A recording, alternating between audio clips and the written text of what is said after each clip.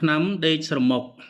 ជម្រាបសួរពុកម៉ែបងប្អូនជាទីគោរពទាំងអស់គ្នាខ្ញុំបាទគ្រូថ្នាំឱសថបុរាណប៉ុលសេរីសញ្ញាត្បាល់បុកថ្ងៃនេះសូមចែករំលែករូបមន្តដេកស្រមុកដល់ពុកម៉ែបងប្អូនទាំងអស់គ្នាដែលកំពុងមានបញ្ហា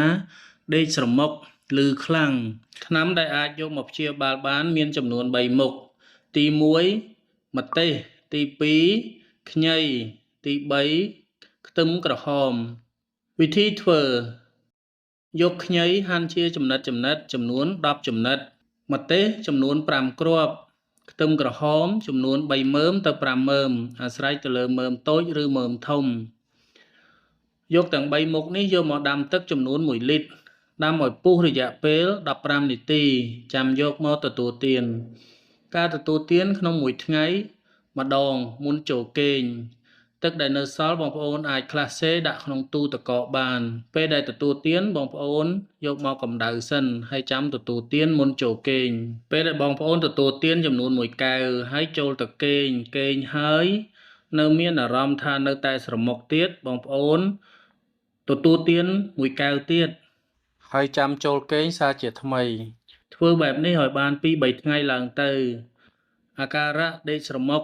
នឹងបានជាសះស្បើយជាជាបំខានរូបមន្តនេះល្អខ្លាំងណាស់សម្រាប់បងប្អូនដែលមានបញ្ហាគេងស្រមុក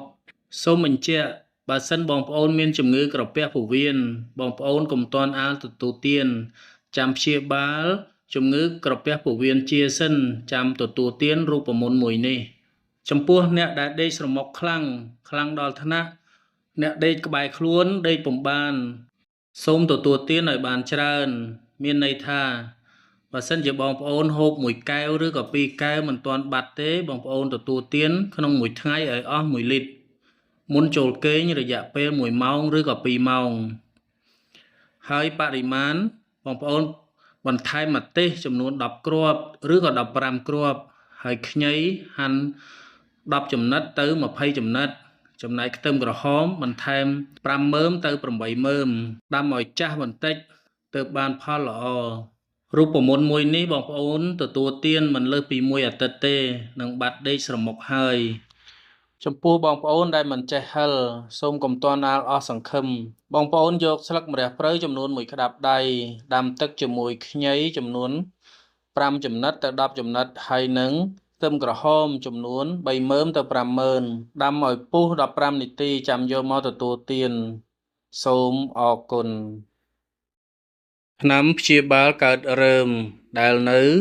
ឈឺខាងក្នុងហើយនឹងគេងលក់ស្រួលជម្រាបសួរពុកម៉ែបងប្អូនជាទីគោរពទាំងអស់គ្នាខ្ញុំបាទគ្រូថ្នាំឱសថបុរាណប៉ុលសេរីសញ្ញាត្បាល់បុកថ្ងៃនេះសូមចែករំលែកថ្នាំកើតរើមដែលជាខាងក្រៅហើយប៉ុន្តែនៅឈឺខាងក្នុងមិនទាន់ជាសះស្បើយនៅប៉ះឈឺអ៊ូលនៅឡើយដំបូងពុកម៉ែបងប្អូនទៅរកមើមរំដេងចំនួន1ក្តាប់ដៃដាក់ដាំទឹកចំនួន2លីត្រដាំឲ្យពុះរយៈពេល20នាទីចាំយកមកទទួលទានការទទួលទានមិនកំណត់ពេលនោះទេចង់ហូបពេលណាក៏បានដែរសូមបងប្អូនព្យាយាមហូបឲ្យបាន1សប្តាហ៍ទៅ2សប្តាហ៍ធានាថាអាការៈឈឺចុកអួលនៅផ្នែកខាងក្នុងនៃជំងឺរើមរបស់ពុកម៉ែបងប្អូននឹងបានជាសះស្បើយជាពំខានផ្នែកខាងក្នុងចំណែកពុកម៉ែបងប្អូនដែលពិបាកគេងលក់គេងម្ដងចំណាយពេល1ម៉ោងទៅ2ម៉ោងទម្រាំតែបានដេកលក់ពេលដែលបានទទួលទានទឹកមើមរំដេងនេះហើយនឹងបានគេងលក់ស្រួលដោយធម្មជាតិមិនពិបាកលេបថ្នាំជំនួយឲ្យគេងលក់ទៀតទេសូមបញ្ជាក់រូបមន្តនេះមិនមានការប៉ះពាល់ដល់ក្រពះពោះវៀនទេសូមទទួលទានចុះមិនខុសបំណងទេសូមអរគុណ